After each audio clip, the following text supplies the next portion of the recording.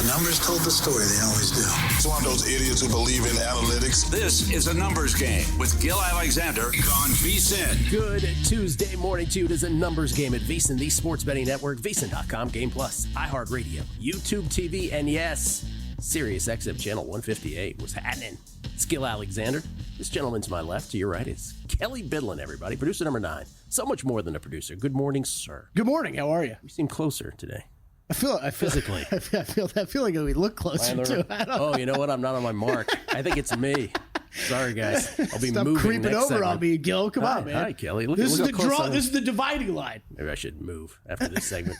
On the show today, Let's just get closer. Good one as always. Get uncomfortably close to each other. Let's get 3 inches closer every segment. Next segment, shoulder to shoulder, me and Kelly. Drew Dinsick will join us. Whale Capper on Twitter. He is the host of not one but 2 podcasts. Co-host the Deep Dive with Andy Molitor, and of course NBC Sports Bet the Edge with Jake Croucher. He will join us. Drew, to talk tennis, football, and a little NBA as well. And speaking of tennis, many of you had the pleasure of waking up this morning, well, assuming you were on the right side of this, Novak Djokovic takes down Carlitos to get to the semifinals of the Australian Open. Did so in 4 sets. He looked injured. He looked impaired. We'll talk to Drew about that. I didn't get a chance to watch most of it because I was asleep for most of it and then coming here into work. But Novak gets to the semis. Novak has won 10 Australian Opens. That's pretty good. It's not bad. If you're not Rafa at the French Open, that's about as good as it gets. But he's trying to win his 11th. Of course, Jannik Sinner still remains between him and the title. We will talk NFL Conference Championship games. Of course, Will Hill with all of his bets, both in the National Football League and beyond. And then Paul Carr with the Champions League. How about some midweek Champions League action? For everybody. Champions. There is a match that Paul Carr has bet in over 4.5 in. Oh, I'm just throwing that out there now. Wow. A soccer match today, not even tomorrow. Where he is on the over 4.5. And for the new folks at Sirius XM 158 who might be checking this out for the first time, we will actually tell you what the Champions League is, because this is for the standard American sports fan. This is always very confusing. Paul has an analogy. It'd be like playing some NCAA conference tournaments in the middle of a basketball season. It's like the NBA Cup if the games didn't count for the regular season. You don't think the American public knows enough about the NBA Cup yet to make that comparison? Maybe they do. Probably not. Well, we'll get Paul's thoughts on that, and then how he's handicapping that. Got to start with the college football national championship last night. Ohio State wins it and covers, but barely in the end. My goodness. This was a very strange game in terms of how the game script went. With it looked like the Buckeyes were just going to blow them out of the gym, as they say, and then this was going to be just easy peasy for Buckeyes backers. Notre Dame started out with a 18-play, 75-yard drive that took 9 minutes and 45 seconds off the clock to go up 7-0.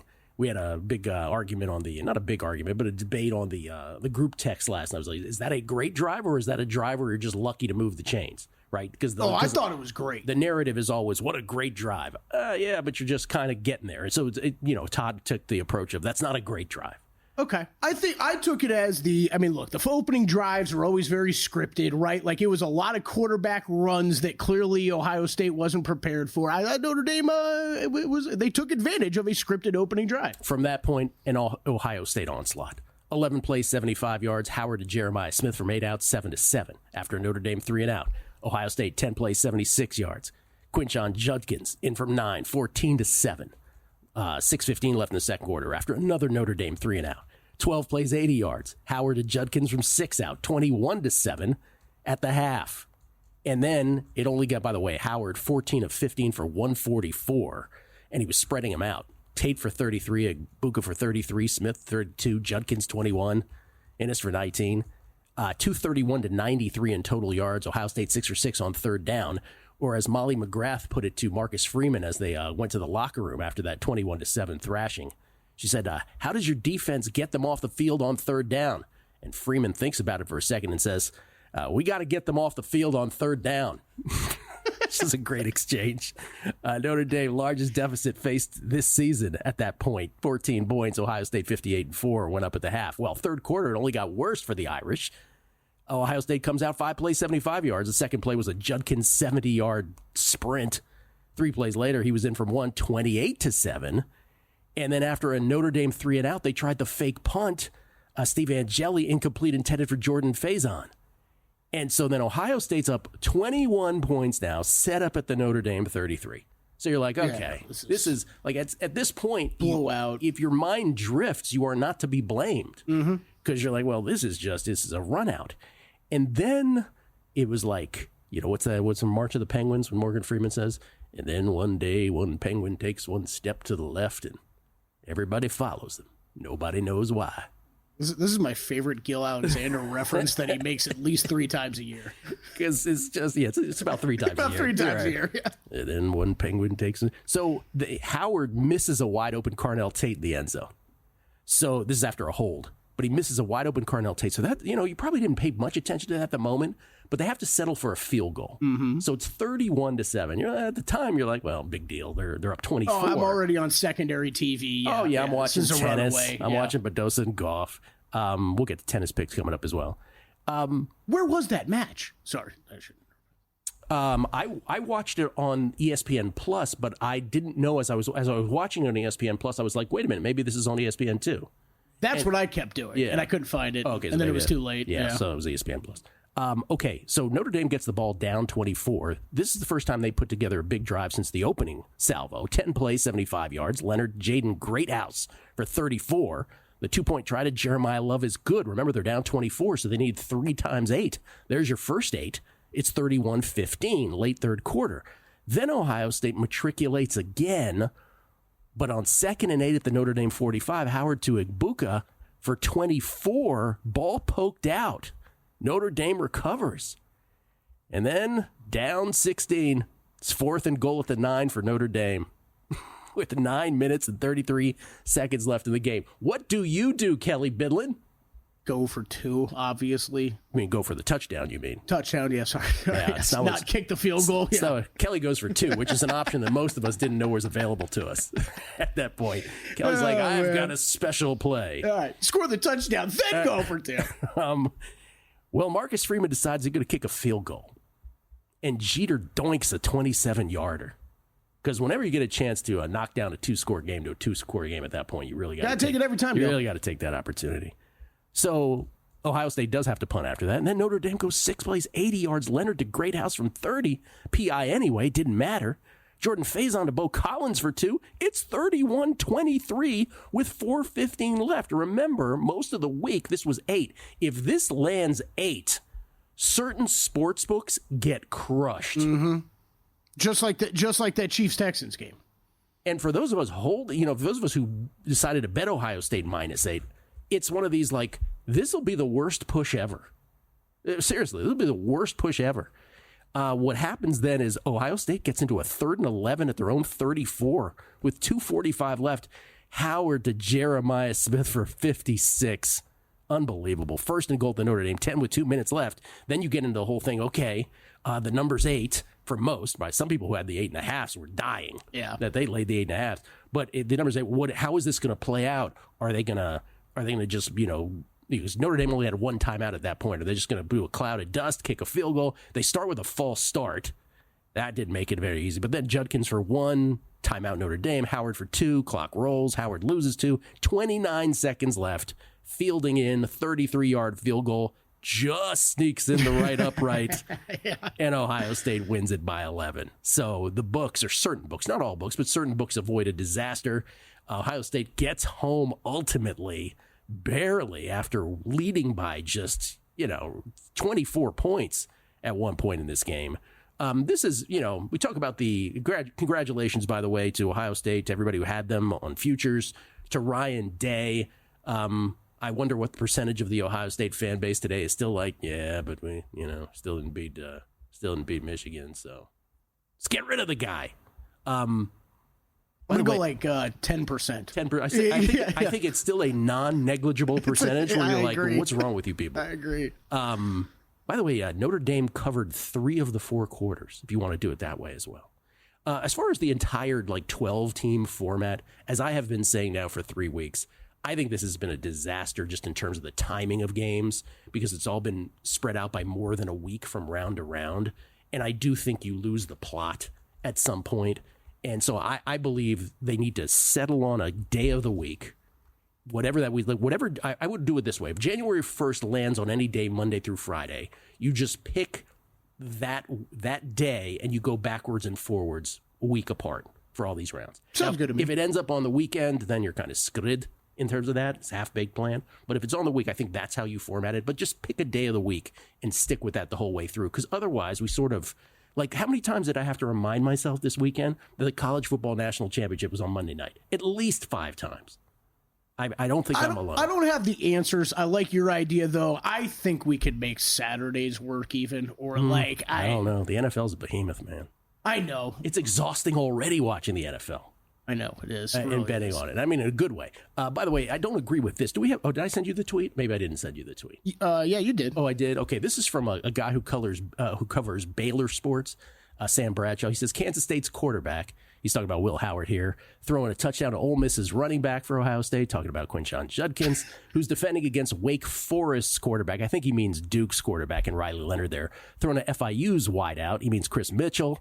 After beating Texas, led by OSU's quarterback, he's talking about Quinn Ewers, to Houston's wideout last week, meaning Matthew Golden, summarizes why a lot of people care less now. I'm not sure that's it, but I'm sure for a small percentage that's it as well. Yeah. Not for me, though. Doesn't affect me. Not me. Yeah, I think that's a little overblown. I just think it's the spacing between games. We'll come back. Drew Dinsick, NFL, tennis, and of course the NBA. That's next. Numbers Game, VSiN, the Sports Betting Network.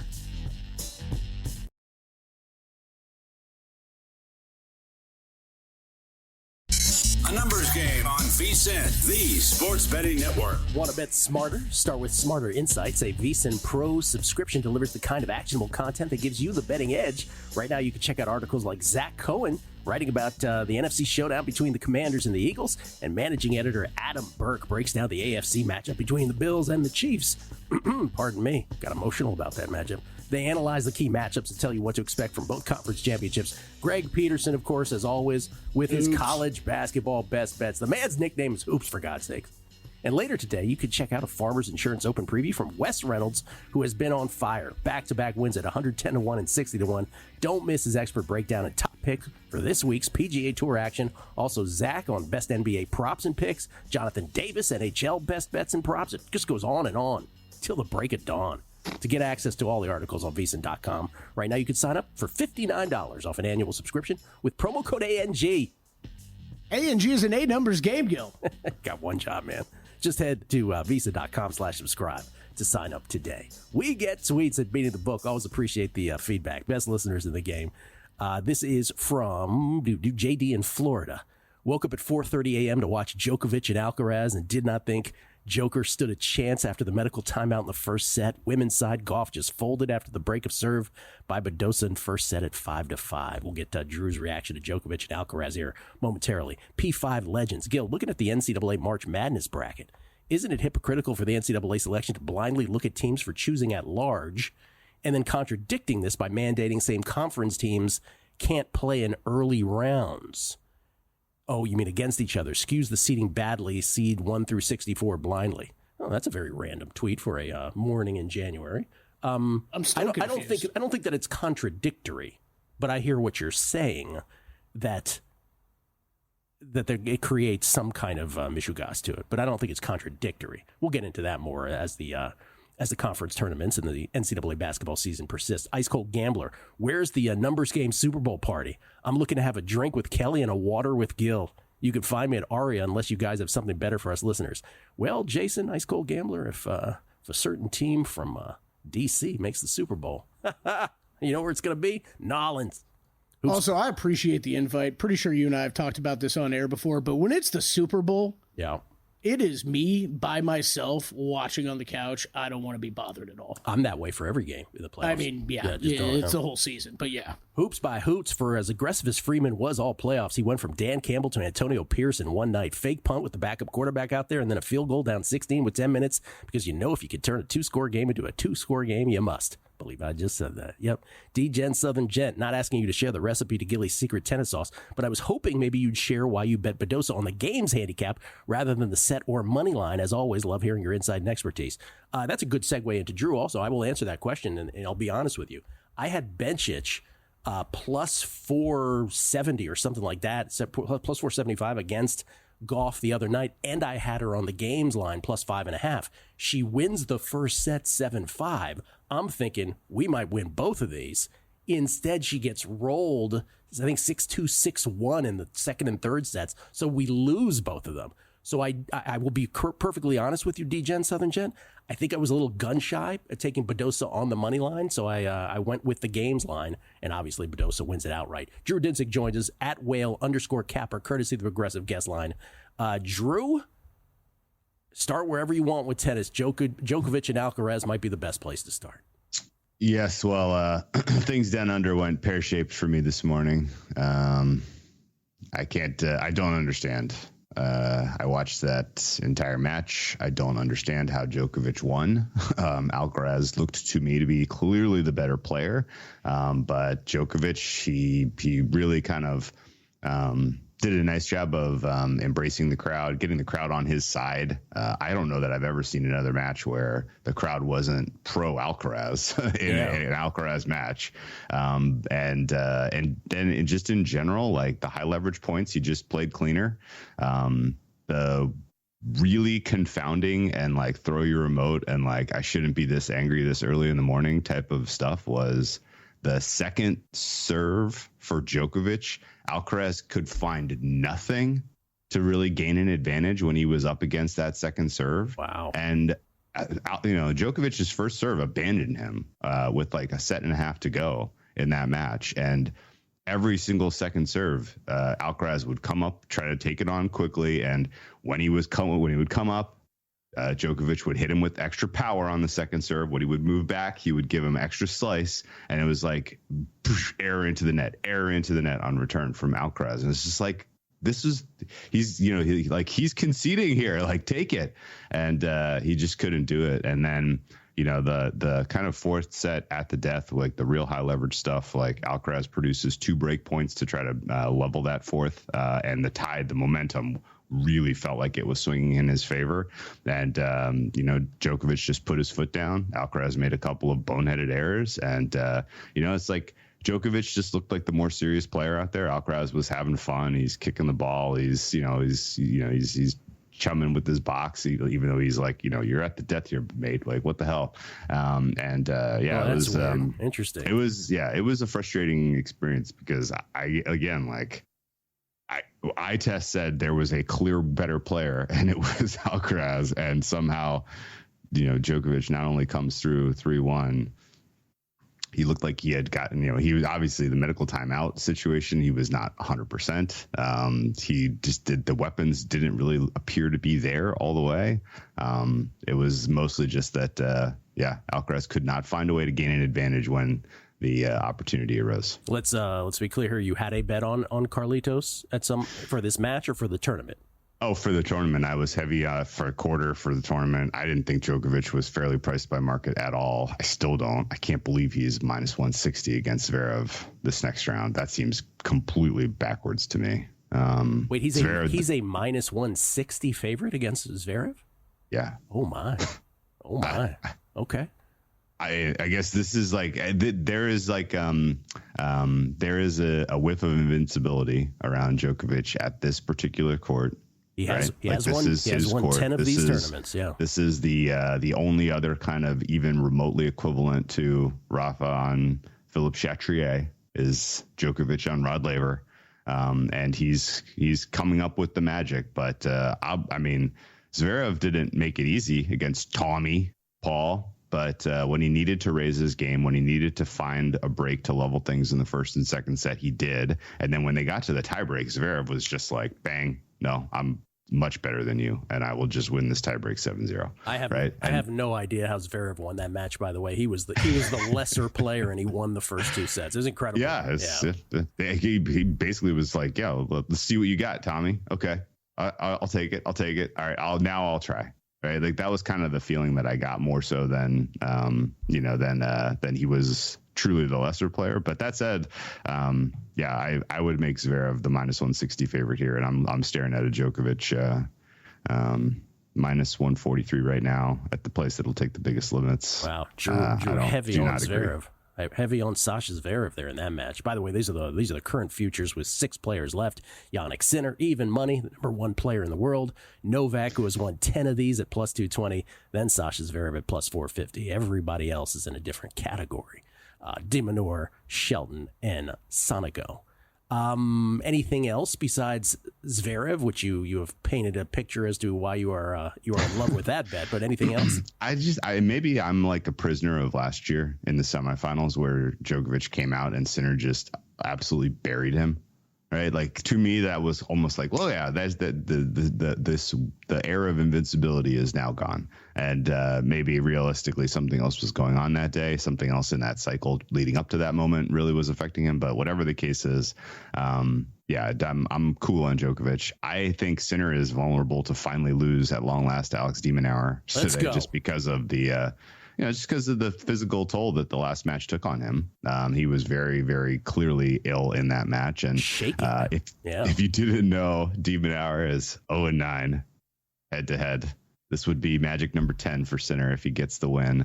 But there's enough support here for de Minaur, I think, to do something special, which actually makes me think this is ultimately going to be a Zverev slam.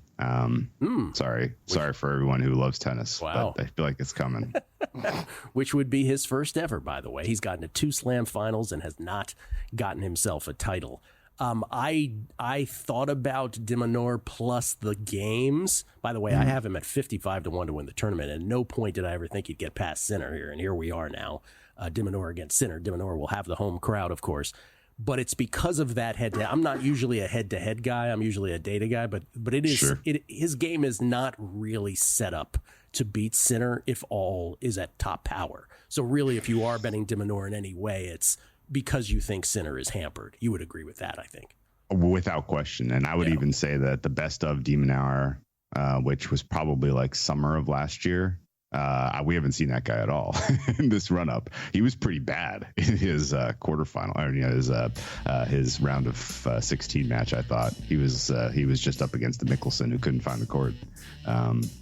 But yeah, no, I think Sinner's in trouble, and I think Zverev is the bet right now to the title town. Okay, we go to the NFL and the NBA after a Martin Luther King day of 8 NBA games. Drew's got thoughts and bets on both football and basketball. Other side, numbers game, VSiN, the Sports Betting Network. A numbers game on VSiN, the Sports Betting Network. Ready to take your tailgate to the next level? You got to try Sewell's Barbecue. Born from a backyard cookout in a mason jar of unforgettable flavor, Sewell's has become a Southern favorite, delighting taste buds from Georgia to the Carolinas. From smoky ribs and mouth-watering wings to the perfect backyard burger, Sewell's turns every bite into a flavor-packed experience. Order now at SewellsBarbecueSauce.com. That's SEWELLS BBQSauce.com. Flavor this good is just a click away. And if you're watching at home, you can scan that QR code now with your phone. That's right. Scan away. If you're driving, I don't recommend it. Hold that up for a second, guys, so people can scan away. By the way, somebody tweeted yesterday, McManus, he tweeted, he goes, I listened to the show today, and I tried that website, Sewell's Barbecue, wait for it, Kelly, sauce.com. And for some reason, it didn't work. No, SewellsBarbecueSauce.com is the actual, SewellsBBQSauce.com is the name of the actual website. We do get tweets at Beating the Book, and I always appreciate it. I always appreciate the feedback. If you're funny, we'll always read it. You can even be mean to us, but as long as you're funny. Scotty B726, Barranco Scott. What about Ryan Day snapping the ball with 15 seconds on the play clock around the 2:40 mark? Gave Notre Dame a timeout. You know what? I missed that. I did miss that little detail. My bad. Moneyline Marv. I guess for their villains of college football arc, it made sense for Ohio State to win the first 12-team college football playoff after winning the first 4-team college football playoff. Ray at Ray 393939. I realized I placed a 20-1 bet on the Washington Compadres to win the NFC on New Year's Eve at 2 a.m. Don't remember placing it for some reason, but how's that ticket look now? Yeah, man, I don't know what's wrong with Those you. are some of the best bets. You know what one of my favorite bets of the year was? Was me with a few too many drinks in me in Key West and texting Drew Dinsick. I'm like, I got to use this Hard Rock promo bet on something on the Olympics because it's the only thing going on right now. What should I bet? And he's like, this guy top 3 in the marathon or something. I'm like, they only offer it to win or just to win, right? Win the gold. I'm like, I'm betting it anyways. And the guy actually won. I don't remember his name anymore. I was going to say, you have great recall on who that was and what sport it was. I bet Drew remembers. Olympics Drew is our favorite kind of Drew. He gets fired up, yeah. Jamie Leva, by the way, encroachment on Gill, 5 yards. Encroachment on Kelly Bidlin, too close to you. We'll get to more tweets, but Drew is here once again. Drew Dinsick at Whale_Capper, courtesy of the Progressive guest line. Okay, let's go to the National Football League. By the way, yes, we're just a year away from Olympic Drew making a grand return in the Winter Olympics of 2026. Check out the old NBC docket for February of 2026. They have opening ceremonies on Friday the 6th, Super Bowl on Sunday the 8th, 2 weeks of Olympics, and then wedge in there NBA All-Star game on like February 14th or whatever.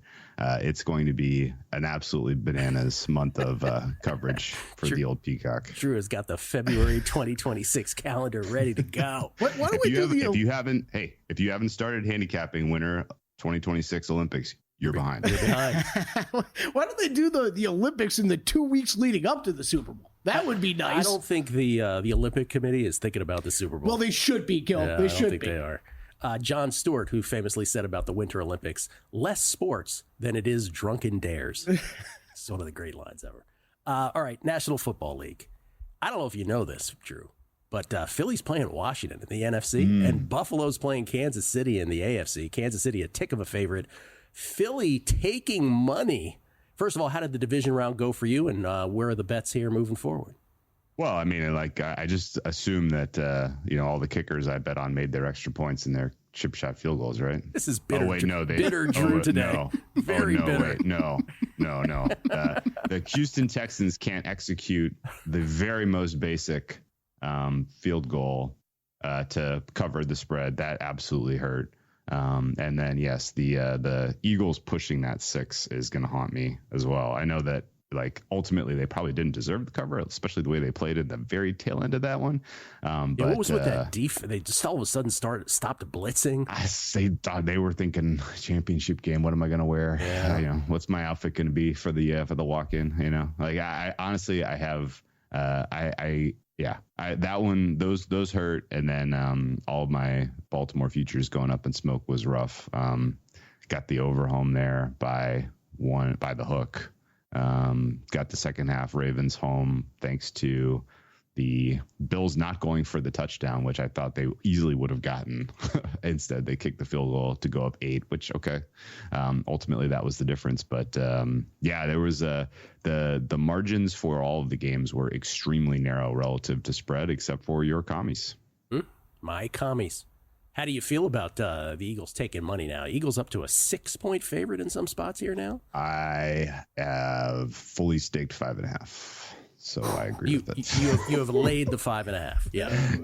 All right. Yeah. I'm going to say it every week. Disrespectful. Yeah. Going back for more. All disrespectful, all you people. Gil, I'm not sure if you've been noticing, but this is going to be the 4th straight week on the road for the Commanders. Yes, I have not noticed. easy to win your 4th straight game on the road in a playoff environment like the Link. No, Just saying. for sure. And by the way, and I'll just say this again for all Washington fans, none of us thought this was going to happen, right? I said all year, and I'm on the more optimistic side. I was like, hey, they're going to win one playoff game. And after that, that's a season. That's an unbelievable season.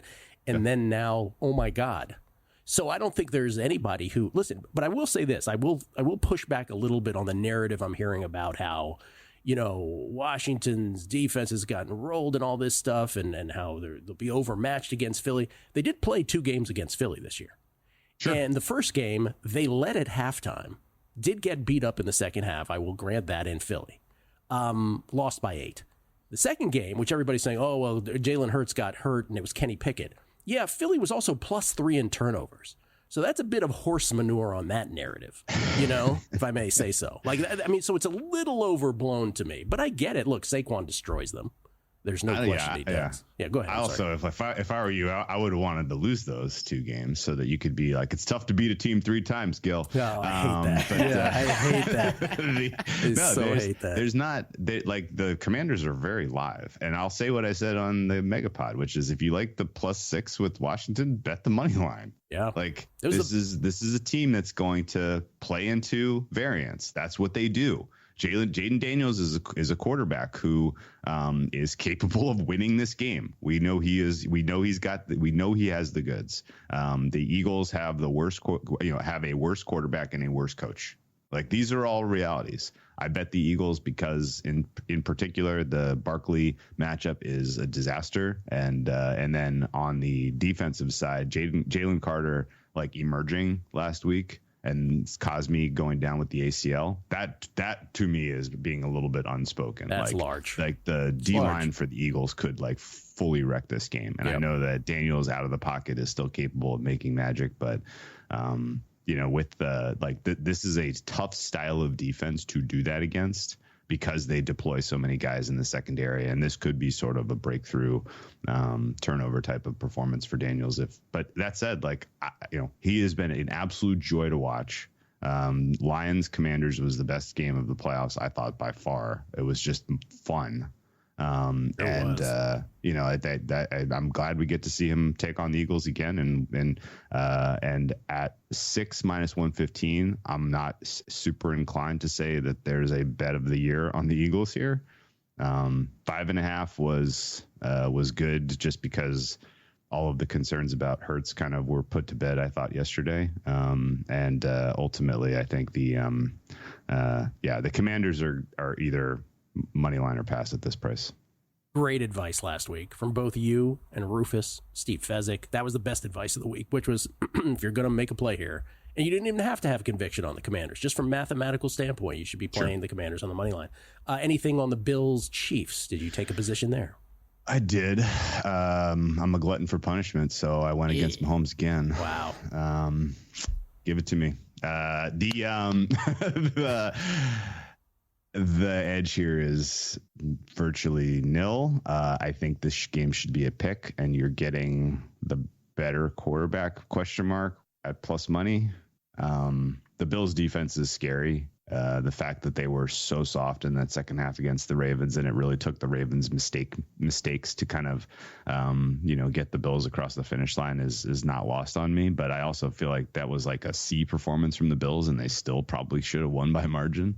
And just in general, the way the Bills have sort of kind of cracked the code of how you want to attack the Spagnuolo defense, I think is notable. The general kind of give me Josh Allen with the ball, needs to win the game. I'm happy having plus money in that situation. This is a very weak angle, and I don't know that there is a bet to be made in this game unless you just want some action. I like the honesty. Drew's like, here's the bet. It's a very weak angle. I like the honesty. Anything NBA tonight before we bounce? NBA tonight is virtually on market exactly, with the exception of I have a tiny edge against my Orlando Magic. I haven't bet it, but numbers say that Toronto should be a pick, and it's plus 1.5 right now. I don't know if I'm going to play it. Was there anything to the fact that there were 8 games on MLK Day, 7 went under, and the only one that went over went to overtime? Anything to that? I mean, there was a lot of early starts. Early starts in the NBA equal under. Yeah, so that played into it for sure. Okay. Drew Dinsick, everybody, at @whale_capper. An ornery Drew this morning. Drew, good luck moving forward, sir. All right, best luck, guys. Coming back with more football.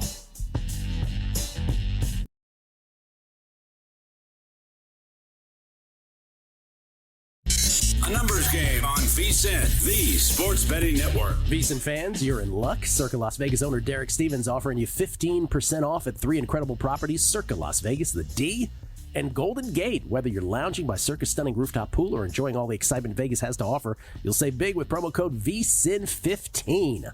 Book your 2025 stay now at circalasvegas.com and use VSiN15 to get 15% off. Your Vegas adventure starts here. We really got to go back to the D and say hi to guys.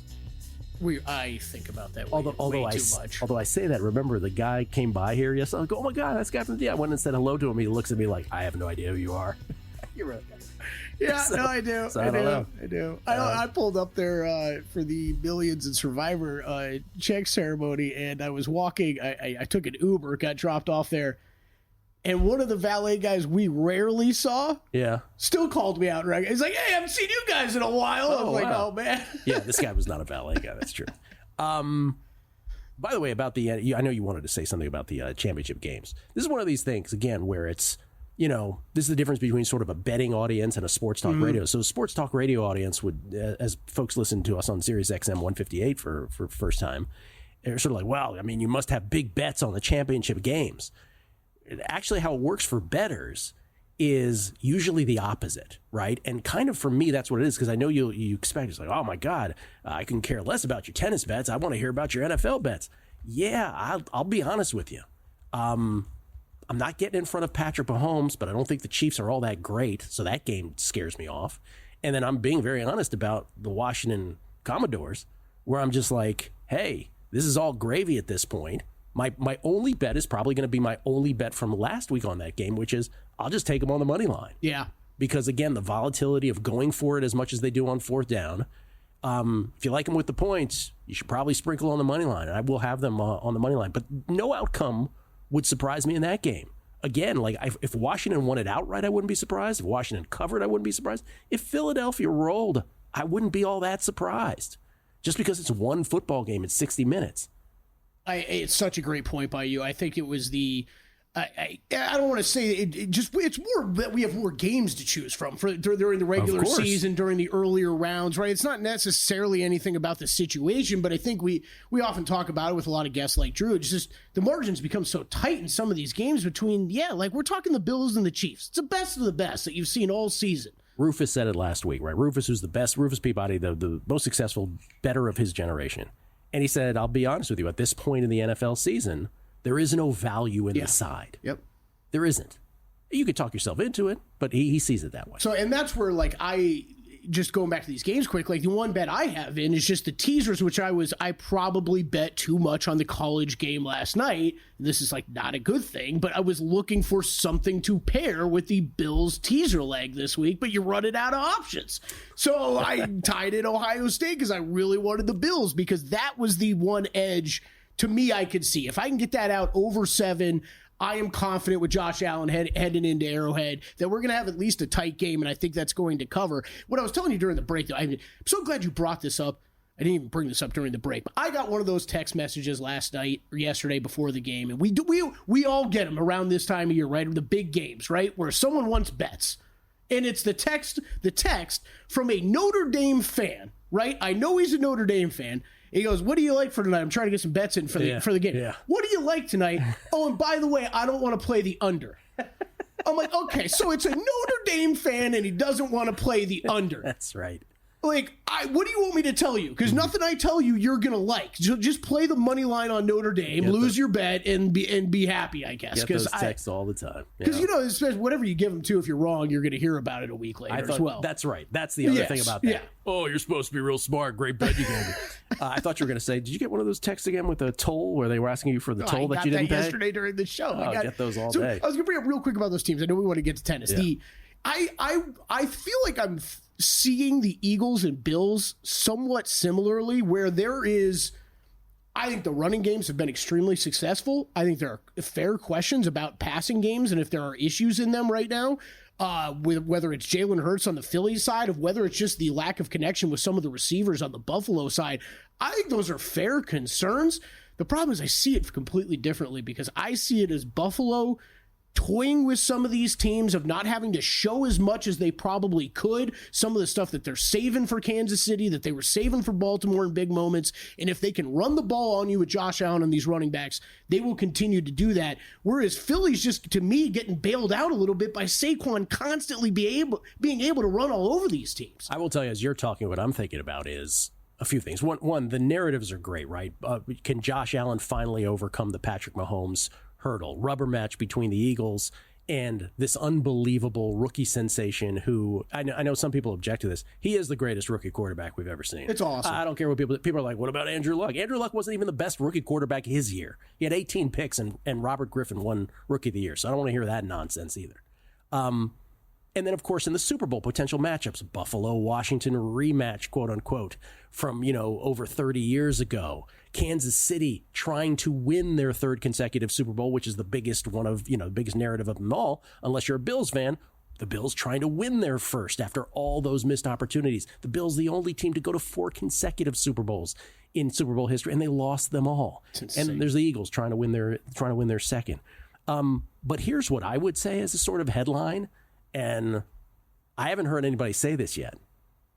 This might be the 4, as a group, least impressive teams as a group to get to this point in an NFL season that I can remember in recent history. Oh, I completely agree. I mean, if you're talking about just recent form, who's been the most impressive, it's the Commanders without question. Right, because what I'm getting is, even last year, you could make the case San Francisco might have been an epic team. I mean, Aaron Schatz had them as a top 10 team of all time.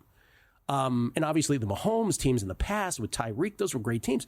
But you think about these 4 teams, Washington's defense is middling, right? As great as Jaden is. Washington's defense is middling. A great story with all their free agent pickups, but still middling. Philadelphia, I mean, those fans will be the first to tell you this team's not as good as the one 2 years ago. No. Their passing game seems to have disappeared. They have this unbelievable running back. Their defense is epic. I'll give them that. But it's certainly not, I don't think Philly fans would say this is their best team ever. Kansas City will absolutely tell you that that's not their best team ever, even though they went 15-2. And then Buffalo, listen, I've said it all year about Buffalo. Their best play is still Josh Allen tucking the ball under and running the football. Yeah. Buffalo might be the sneakiest of them, but it's not Buffalo's best team either, I don't think. They would bring up what I brought up. Concerns in the passing game, right? Where was Dalton Kincaid last week? Where's Amari Cooper been this whole time? What's going on there? Why are you only passing it as much as you are? Those are the concerns. Which, by the way, if you're a Washington person, is perfect. Just what we need to try to, win a Super Bowl this year, because those would have to be the conditions. To tennis, the Australian Open, the first slam of the tennis calendar is here. Let me just say with my futures bets, the only thing that got left in pocket is Iga to win her quarter. By the way, Iga Swiatek is minus 1,100 to get to the quarters. She's playing Emma Navarro tonight. She's minus 1,100 in this match. That's By the silly. way, it's justified against the number 8 ranked player in the world. It's just incredible. Awesome. So Iga is, I still have the Iga quarter, and then I have Iga to win the tournament at plus 550. That is still, by the way, Alex de Minaur is also at 55-1. We still have Alex de Minaur also. That's awesome. But he's got Yannick Sinner, and this was always sort of the hurdle that he had to get through. All the other, of the futures, they're gone. What's the longest odds you've ever hit a Grand Slam outright winner at? Well, this would be it. This would be it? This would be it for sure. Because it's, as I said, on the men's side, You just don't get that. It's almost performative on the men's side to even bet it a long shot, Yeah. because you're like, well, these 3 guys still exist. Right. In Sinner, Djokovic, and Alcaraz. And by the way, in case you missed it, Djokovic beats Alcaraz this morning, so he is headed to the semis of a tournament that he has won 10 times. And as I said at the top, only Rafa at Roland Garros at Philippe Chatrier is a better proposition than Novak at the Australian Open, but Yannick Sinner is still a short shot.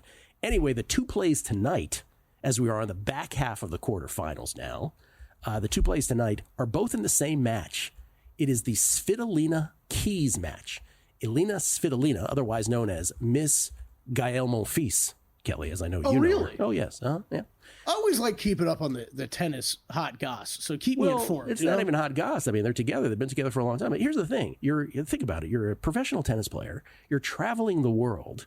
You're kind of isolated from real life. And the only people you socialize with are other fit tennis players. And so let the magic happen. It's like the Olympic Village, man. That's right. It's like the Olympic Village, but all the time. But then you're dating some dude named Gail. It's Gael, and you're getting close to Gil. Let me just say that. Elina Svitolina is the play tonight, plus the over 22. Madison Keys has been fantastic. She is having a resurgence here. Her numbers 6 month better than Svitolina on hard courts, worse than Svitolina if you do a year of data. So better in 6 months, but worse in a year. Either way, she should not be this big of a favorite against Svitolina, who by my numbers should be the smallest of dogs. So plus 164 on Alina Svitolina, and I think it goes over 22 games. I'm looking at Svitolina in 3. But however you get over 22, I'll take it. There are your 2 tennis plays. How about some midweek Champions League action for you, betting-wise? Paul Carr joins us next. It's a numbers game at VSiN, the Sports Betting Network.